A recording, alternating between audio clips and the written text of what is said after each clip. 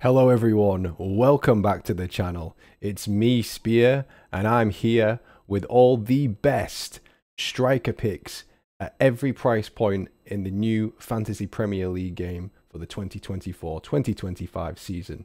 If you haven't seen them already, go and watch my midfielders guide, defenders guide, and full goalkeepers guides. Make sure you subscribe so you don't miss anything. Upcoming, I have rotation pairs as well, but without further ado, let's get into those strikers. In terms of points changes this season, there's none at the base level for strikers. Obviously, to know is that they get the least amount of points per goal at 4, but they actually get the most amount of points in the BPS system for scoring. So if they do score, it's much more likely they'll get bonus for that than midfielders who only get 18 BPS for scoring, and goalies and defenders who only get 12 for scoring. Some things to note that have changed with the BPS system is that the more shots off target a player has, the more points they lose. Why Darwin Núñez is on screen right now. And again, much like I said in previous videos, fouls won matters too. So players like João Pedro, Kai Havertz, Dominic Solanke, who's very good at dribbling, Johan Wissa, these players will win a lot of fouls, so they'll be more likely to get bonus points. On the flip side of the shots off target, you get even more for shots on target as well. The best ones for those last season were Mateta, Wood, Isaac, Haaland, Watkins, etc. I might do a full video on bonus points monsters. So if you're interested in that, please comment and let me know. It's something I've been considering to do before the start of this season. But let's get into those 5.5 value picks. So it's very interesting here. So I'm going to explain some stats in case this is the first video you've seen of mine. So what we have first of all is underneath each player's name is the last 10 games and the minutes within that game. So you can see Vardy's last game in the Championship, he played 76 minutes. Armstrong's very good there. You can see, just to give you an example, if the player has an asterisk next to their name, that means those stats have not been pulled from the Premier League last season. It's in the league they played in for their club last season. Okay, so you'll see only a few of those today for the striker position, mainly at this price point. XGI is the expected amount of goal involvement per 90 minutes. All my stats here are adjusted per 90 minutes because I feel like they're pretty pointless if you don't adjust for per 90 minutes or per game. Then GI is actual goal involvement, so what is their actual output, goals and assists combined. XG is in there for you and bolded because it is important to know what their actual amount of XG is, so expected goals from that XGI, because they get much more points per goal versus an assist. So you want the proportion of that XGI to be high XG regardless of their position on the pitch. I've just put XA in there just out of interest for you, to show you the rest of that. And then minutes on the right hand side. Those of you who watched my midfield video will know painstakingly it's taken me a it's taken me a lot of time to not only gather the information for minutes but calculate it too, because what I've done for minutes for you is calculated the average amount of minutes per start.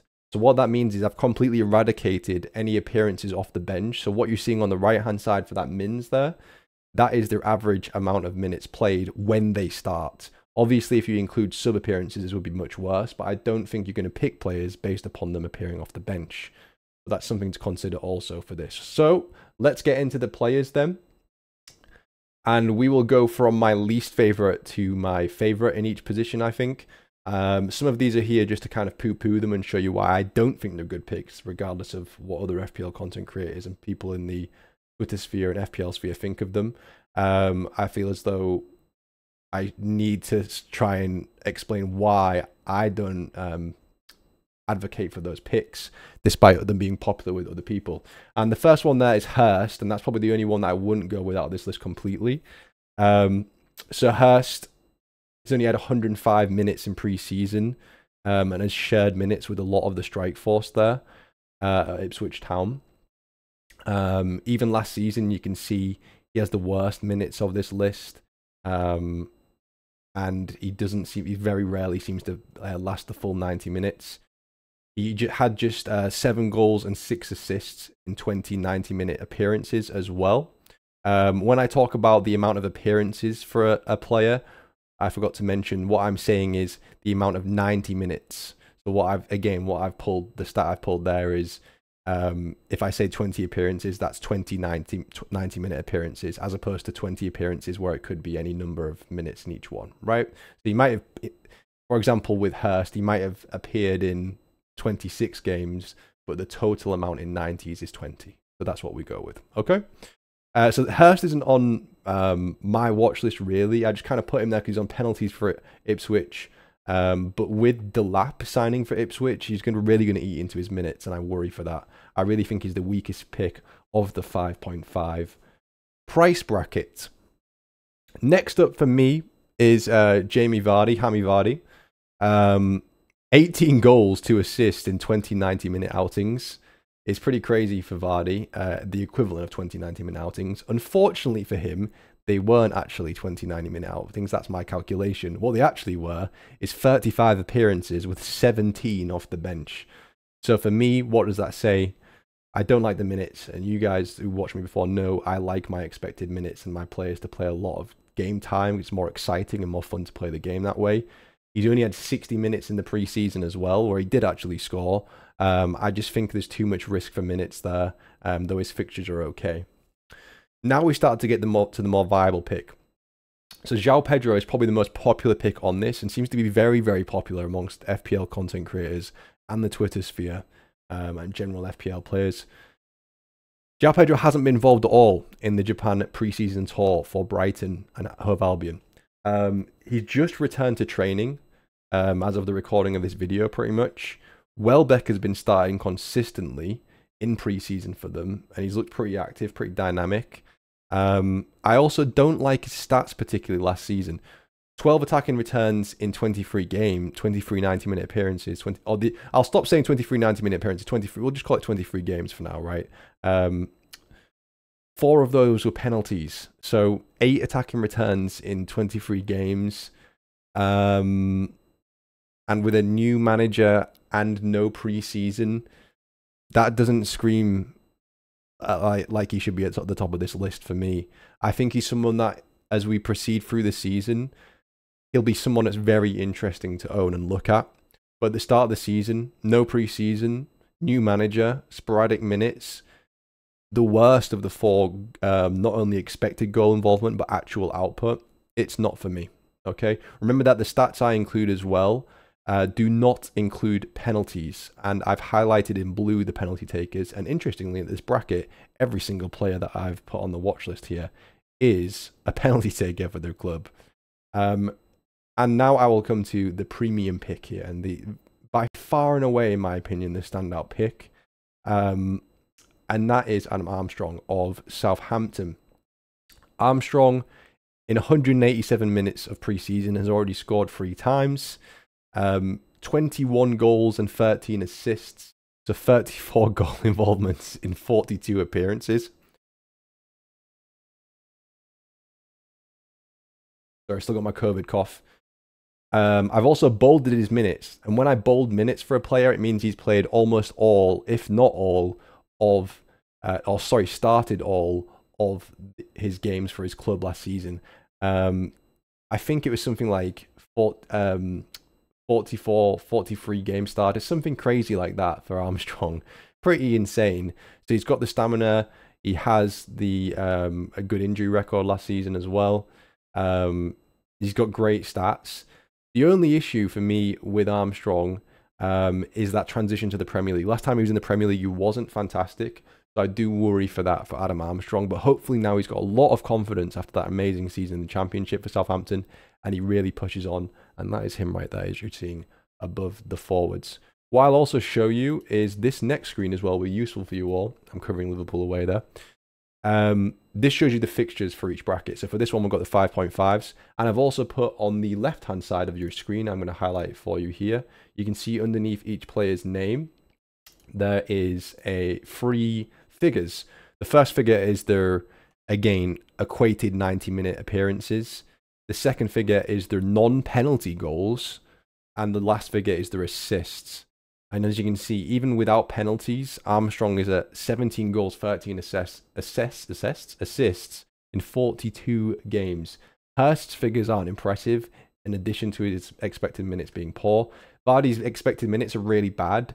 That's why, even though he's got impressive figures, I don't like the pick. And João Pedro, as you can see, just not really hitting those heights yet, but being so young, he does have potential to do very well this season. I just want to wait till after the first 3 games to see how that is. Everton away, Man United at home, Arsenal away for a player that has had no preseason, sporadic minutes last season, and an unimpressive amount of returns when you exclude penalties last season as well. I think the clear pick here is Adam Armstrong to start the season at least, right? And then see how it goes maybe after game week 6 or at game week 4 if you're in this price bracket. Okay, they're all penalty takers, by the way, which is an interesting part of this one. I do think that 0.5 extra is worth it to get to this price bracket here, the 6 million forwards. And my oh my, is it a very interesting bracket. I actually think this might be the best value area of both the attacking forwards, the strikers, and the midfielders. Here is the 6 million forwards. I would rather have a 6 million forward than any of the 6 million or below midfielders. And interestingly, I'd probably rather have it than even some of the defenders as well at that price bracket, maybe bar Porro and Vardy all to start the season. Chris Wood, so I'm going to talk a bit in depth about these because I do think this is a big decision for everybody. I think everybody should have a 5.5 to 6 million forward in their starting lineup, in my opinion, because there's so much choice here. I think all 4 here are actually viable. Unlike the previous screen, I actually think it's just Armstrong that people should be focusing on. I can understand the Pedro hype, but it's not for me. I just don't, logically for me, it doesn't seem like he is a better pick than Armstrong to start the season at least. I'm not saying he's going to do better throughout, but we're talking about the start of the season. But when we get to the 6 million forwards, you can see here, they're all very viable. So I have put like a, I've highlighted my 2 favorites, Wood and Muniz. Calvert-Lewin and Visser are very viable as well, actually. Calvert-Lewin does have penalties as well, hence the blue highlight. And Visser does have nice fixtures. But let's go from, in my opinion, the weakest to the best. And DCL, Dominic Calvert-Lewin, for me in this price bracket, is the weakest, but the 4th most viable of all the picks in this bracket. He did have 4 goals and 1 assist in his last 7 for Everton last season, and which is a really decent record. Beto, and say it quietly, Neil Maupay, could threaten his minutes this season, so I don't see him having the best expected minutes of this bunch, really. And also my worry for him is his goal involvement per 90, as you can see. That's actually the same as, or around about the same as like a Trent or a Robertson or a weak midfielder, that one. So he's really got to improve his output for him to be an actually bump up past Visser, for example, on this list. 7 goals, 2 assists in 24 total appearances effectively for DCL. It's just not that good, is it? And I actually think he is weaker than a lot of the 5.5 and 6 million mids, for example. Up next, though, is Yoane Wissa, who is kind of a forgotten man in FPL. If you remember last season, he started the season phenomenally well. He was one of my recommendations, actually, to start the season. He ended the season very well, too, last season. He had 1 goal, 1 assist in both of his last 2 games, one of which was a 28-minute appearance off the bench. But a slight issue there is he was benched in 2 of the last 3 for Keane Lewis-Potter. Keane Lewis-Potter didn't do anything in those games. He also overall had 4 goals, 2 assists in his last 4 starts for Brentford, which is, again, impressive. I would also say that the return of Ivan Toney up top really frees up Visser, because when you don't have Toney there, you can effectively mark out one of Visser or Bumo. But with Toney, Wissa, and Bumo, who are you going to mark out of those? As a manager, you're probably going to prioritize Toney and Bumo just because they're better players. But Visser's not a bad player. 12 goals, 3 assists in 27 appearances. He is really nice from open play. Maybe a slight minutes worry there as well with the emergence of Schrade. And, of course, Keane Lewis-Potter as well, in addition to any other signings. With Thiago out for 3 months, though, I actually think his expected minutes have massively improved. and he's a very interesting pick to start the season. Next to here are my premium star picks of this bracket, and I'm actually wondering whether to go with one or both of them to start the season right now, currently in my draft anyway. And that is Chris Wood and Muniz of Fulham. Chris Wood, let's start off with Muniz first, because right now I'm swaying towards Wood, but it's so close. It's so close. Let's talk about Muniz first. One issue with Muniz is, in the last 7 appearances for Fulham last season, he had 1 goal. That's not good, obviously.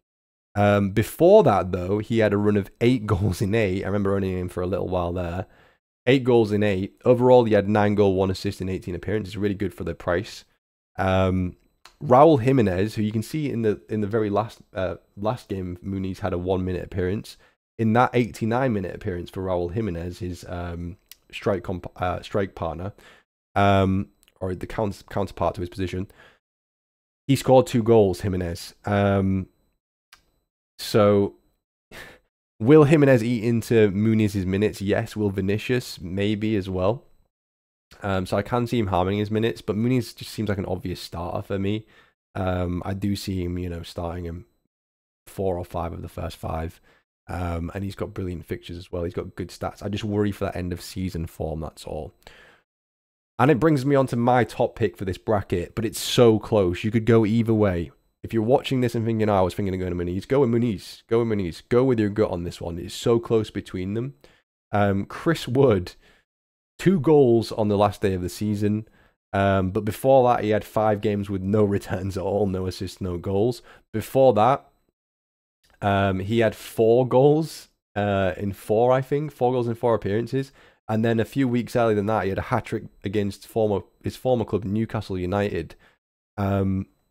Yeah, as you can see, much like Muniz, very streaky. So those purple patches combined with just complete blanks for a while. So you really got to hop onto these 2 players when they're hitting those purple patches. 14 goals, 1 assist in 20 games is incredible for this price. And as you can see, the minutes and the Nuno Espirito Santo are really good and the best of this bracket. 78, 90, 89, 90, 90, 90, 67, 90, 90, 74 are the best here. He has the best XGI stats. He has the best goal involvement stats. If Morgan Gibbs-White isn't on the pitch, he should be on penalties as well. But Morgan Gibbs-White will very likely be on the pitch most of the time. Yeah, it's a really nice bracket. And I would say you can put Armstrong along in with these as well.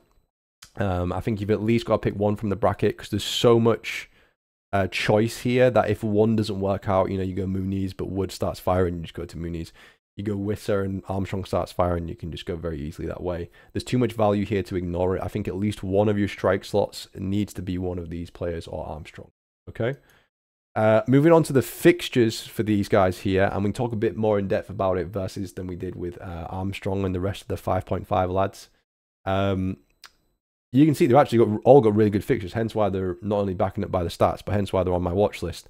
I've also included their appearances in terms of total 90s, their goals, excluding penalties, and their assists. I think only Calvert-Lewin took penalties last season, and as you can see, when you exclude penalties, his record's pretty bad last season, but he really underperformed, so you do expect to see an improvement there. He has actually there's no real bad fixture there for Calvert-Lewin. I suppose the game week 2 fixture away at Tottenham isn't the best, but as you can see, they're pretty good fixtures for an attacker. I think the issue is the team he's playing for and the quality of his output currently. Wissa, as usual with the Brentford assets right now, because they've all got the same fixtures, of course, is how sporadic the quality of those fixtures are. Palace at home, Liverpool away, Southampton at home, Man City away, Tottenham away, West Ham at home, Wolves at home. So he's one of those where, if those of you who like rotating players, he's an interesting one for attackers. Also, when these type of fast wingers or fast attackers play against big teams, it's not the worst thing ever, because they do like breakaway goals when those dominating strong teams are up against them. Muniz and Wood, it's so difficult to choose between those fixtures. Manchester United is not a difficult fixture for an attacker, nor is Bournemouth at home for an attacker either. So that's a tough one. And then both of them play relegation side, Southampton away and Leicester at home. Then it's Wolves at home for Wood and Ipswich away at Mooney's for Mooney's. West Ham, Newcastle at home for Mooney's, 2 easy fixtures. And then it starts to get a little worse for Wood there. I would say that mid-term fixtures are stronger for Mooney's, but very short-term is stronger for Wood. It's so difficult to pick between them. I think maybe what some of this will revolve around is wildcarding as well. You know, if you're someone who wants to go deeper without using a wildcard, maybe you go Mooney's. If you're looking to wildcard early, then Chris Wood might be the better option, okay? Not that you need to really worry too much about wildcarding right now, but it is a wonderful bracket. I do think that all of the picks except for Calvert-Lewin are better than Armstrong right now, though you could argue Calvert-Lewin has a better opening fixture versus Armstrong playing Newcastle away. Just to show you the variation on those, there is Armstrong's fixtures: Newcastle away, Nottingham at home, Brentford away, Man United at home, Ipswich at home. So it's just that first fixture for Armstrong, which is free. Okay, that's it for the 6 million forwards. It's the premiums that are up next. It's the big boys. Okay, I've included ones where if they begin to start or get a transfer, then they're interesting. And one of those is Darwin Núñez and, of course, Cody Gakpo. These two players, if they start getting consistent 70-plus minutes starts, specifically for Liverpool, I think they're a consideration for everyone.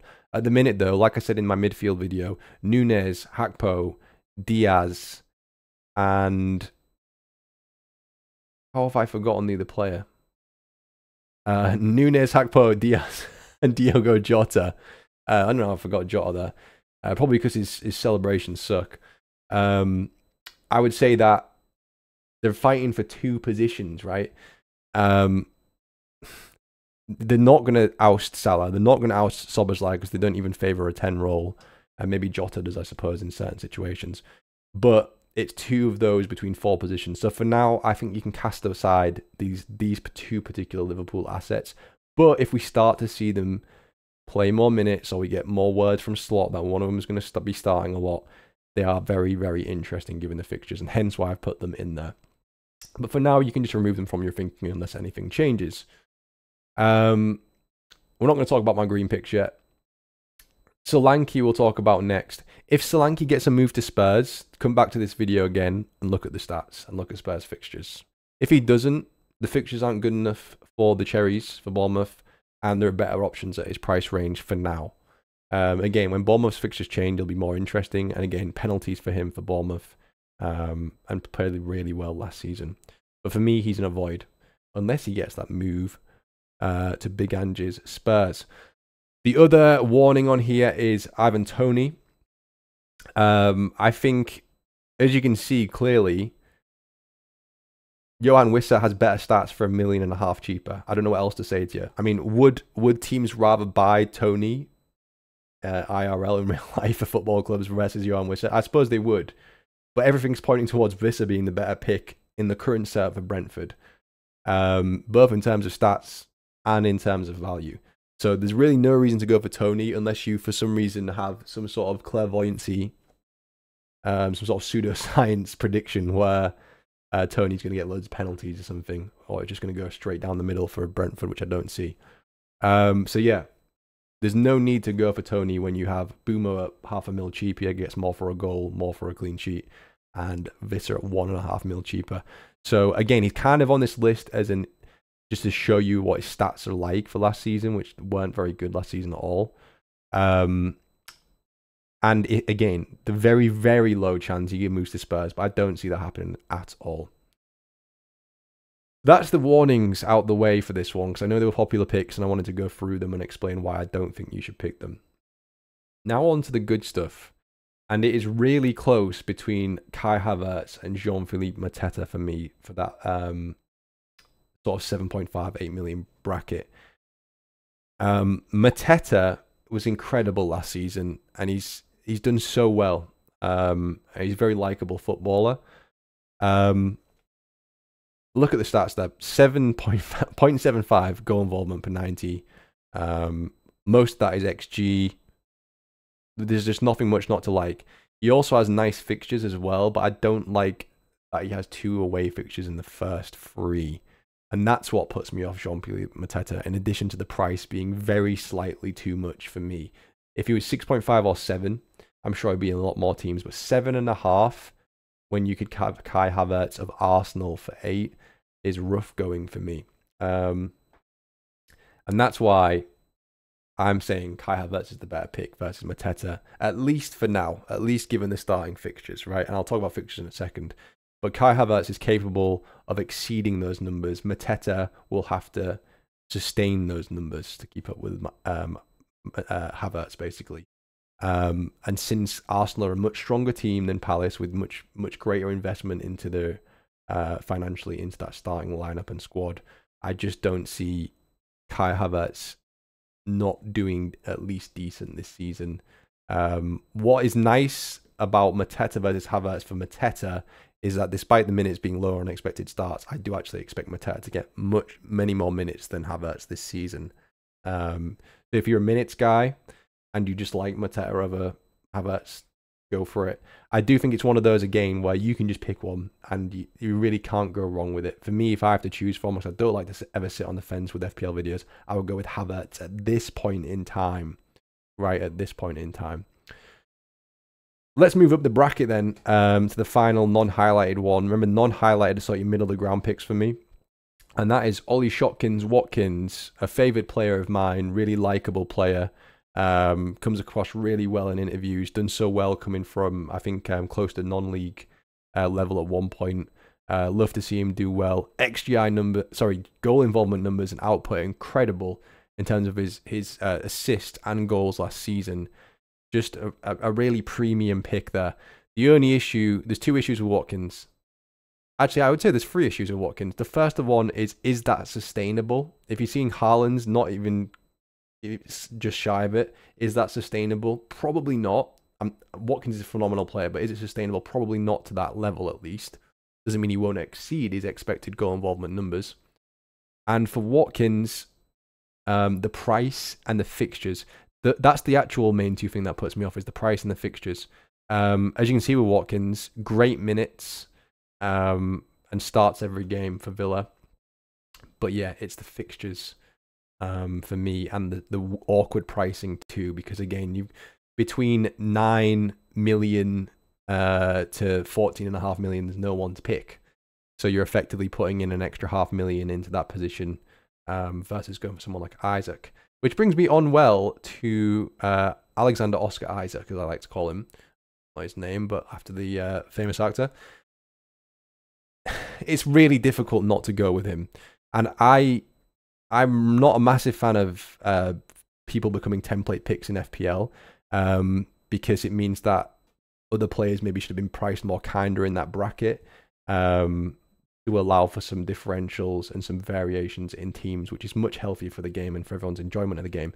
Isaac, he at that price with those fixtures on penalties, with those stats, with the quality of player he is, with Wilson out, there's just no reason not to pick him. And he has Southampton at home in the first game, arguably the 2nd or 3rd best captaincy pick of the first game week.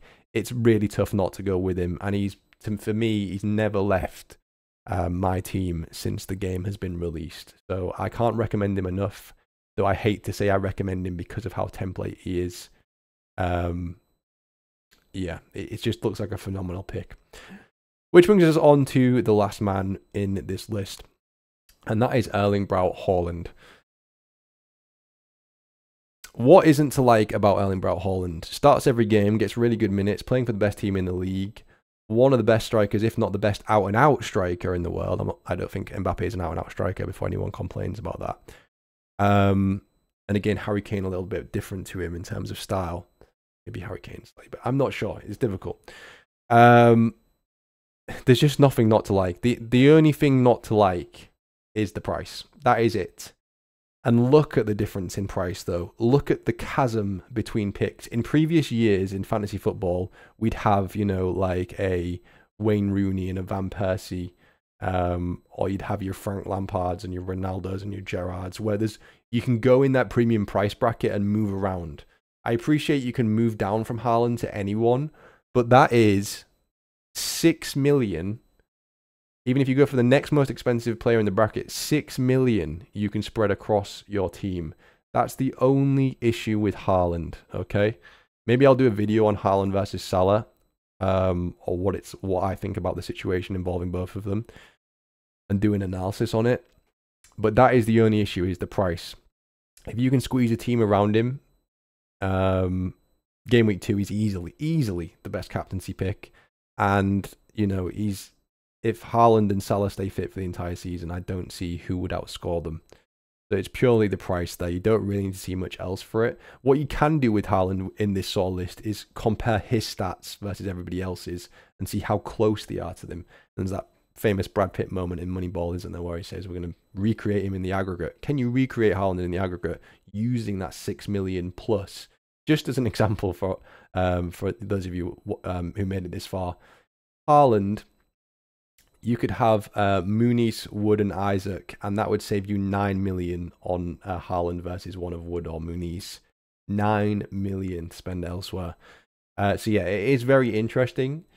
I am recommending Haaland, but I mean, who isn't? It's just, how can you squeeze him in? Let's look at the fixtures then for the strikers. I've also included their non-penalty goals and assists with appearances there. You can see absolutely phenomenal figures there from Ollie Watkins, really crazy. Even Darwin Núñez has impressive figures, though I know he's hated on a lot by Liverpool fans and the fantasy community. I just think I actually would have him in my team if he was starting every week, but it's purely the minutes issue with Núñez. Obviously, you could replace Núñez with Hakpo there if you want to look at other minutes. Sorry, if you want to consider Hakpo for that position. I wouldn't, again, the yellow picks here, I wouldn't recommend. And you can see why I've included certain ones. One player who won't appear in my picks is Jean-Philippe Mateta. So this is the slide where you can have a look at and see what he has there. Okay. Yeah, I want to kind of move on. You can have a look at these in your own time and pause it here if you wish. But I'm going to show you now, before you pause it and come back to this using the timestamps, I want to show you right now my recommendations in one slide here. And here they are. Erling Braut Haaland, Alexander Isak, Chris Wood, Ollie Watkins, Adam Armstrong, Rodrigo Muniz, and Kai Havertz. These are my picks. I'm going to go through the fixtures first, and then I'll show you the stats. But these are the fixtures for my picks. As you can see, the two with the bad fixtures to start, in my opinion, are Ollie Watkins and Adam Armstrong. And that's why, for me, they're not highlighted in green. If they had the fixtures, absolutely they would be, but they don't to start the season. Yes, so that's why, for me, I'm dodging those for now. I think Kai Havertz is very interesting, as is Mateta. Mateta just missed out on my picks because I had to choose one of the two, because there's no way I would structure a draft with Havertz and Mateta. Too much value at the lower end.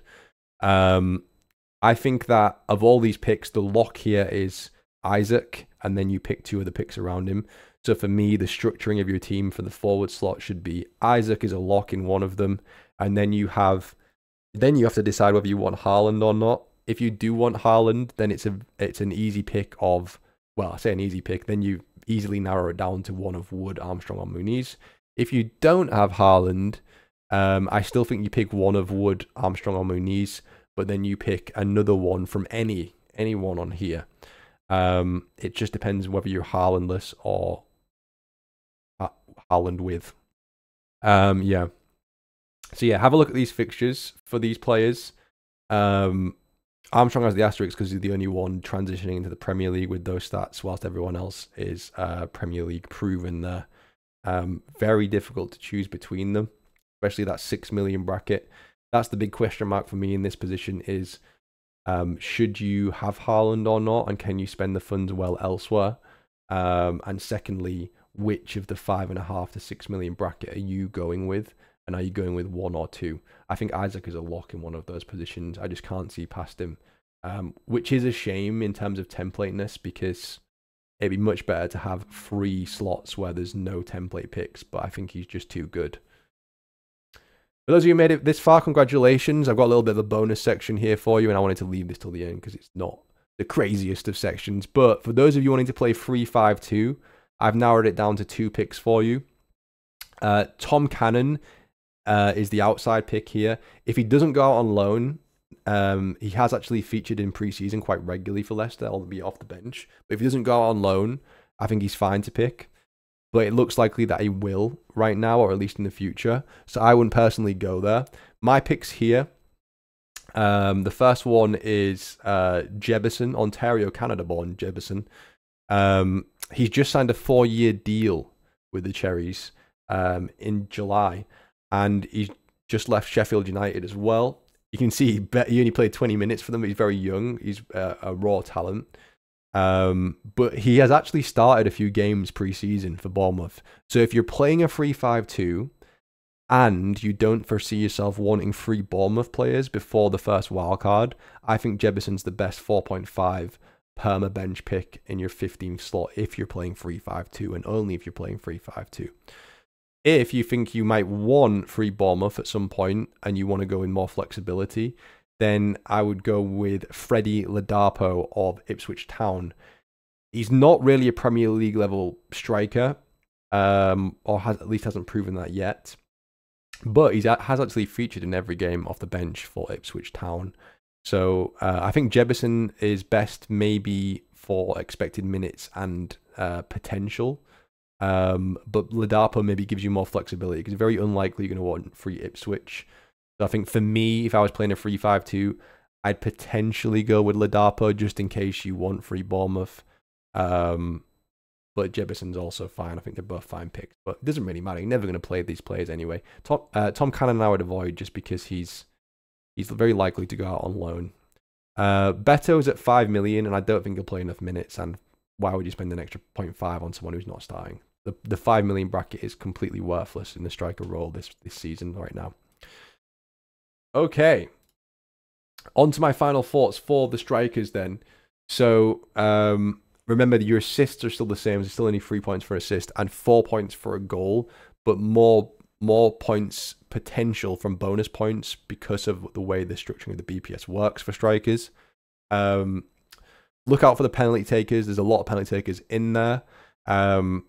90-minute plus starters is what you want in every position really, but even more importantly for the striker, especially if they're penalty takers. Just completely avoid the rotation headaches. So you've seen some in there: Hakpo, Nunez, Vardy, Hurst. I wouldn't bother with those. Any that aren't on my list, I wouldn't bother with at all. There's just too much headache there with rotation. And, you know, if you want to win the raffle, you've got to buy a ticket. And if you play stuck to the bench, he ain't scoring off the bench unless he gets subbed off. Right? But I'm saying if you got subbed off early or you sat on the bench and you're watching the game, it's pretty rubbish. So I would just completely avoid rotation headaches and people who you don't expect to play many minutes. I personally don't recommend rotating with attackers, but I might even do a defensive and attacking combined rotation video for those of you interested. So please comment below if you're interested in that. You can do it if you wish though. 3-4-3 and 3-5-2 are the best formations to go. So pick the 4.5 million perma bench 15th player depending upon the formation you're going with. Go look at the midfielder videos to look at your perfect 4 or perfect 5 there. Fixtures still matter a lot again for forwards. Of course, you want to pick those weak defenses. I've already highlighted them all for you in this video, so go back and pause and have a look at those. Price points are really important for flexibility, and I think personally it's essential to have someone in the 5.5 to 6 million bracket because there's so many options. I think then you need one more in that sort of 8 to 8.5 million bracket because then you have, you know, Isaac, Havertz, Mateta, Solanke if he moves or gets better fixtures. And then Haaland is the sort of sole person in the 9.5 plus. Don't be fooled by championship stats as well. There'll be a lot of content creators that express how good, you know, even Armstrong, for example, looked in the championship. That's true, but will it transition to the Premier League? Go for clinical finishes. So have a look at those actual output, the actual goal involvement they have. Their shot accuracy is really important too. And the big question here for everyone's entire team, especially the forward line, is Haaland worth 15 million? Maybe I'll do a video on that. We will see. That's it from me. It's goodbye from me. It's goodbye from Jean-Philippe Mateta. Make sure you're subscribed. Commenting and liking really helps the video. I really enjoy making these videos for you. And we're on the road to 1K subscribers, which would be awesome. If you want to follow me on Twitch, you're welcome to. I sometimes stream live on there, a little bit of gaming streams. I'm also on Twitter, and regularly browsing FPL Twitter for you know, any niche stats or anything like that. Throne.com if you want to buy me a little gift. But make sure you're subscribed. Make sure you're subscribed, and I will see you for the next video. Next video will probably be defensive and potentially attacking rotation pairs. Let me know what sort of video you want to see between now and the start of the season. Another video I'm considering as well is my drafts for a Salah team, my draft for a Haaland team, and my draft for a Salah and Haaland team. Good luck to you. I will see you in the next video. And let's have some fun this season. It should be great.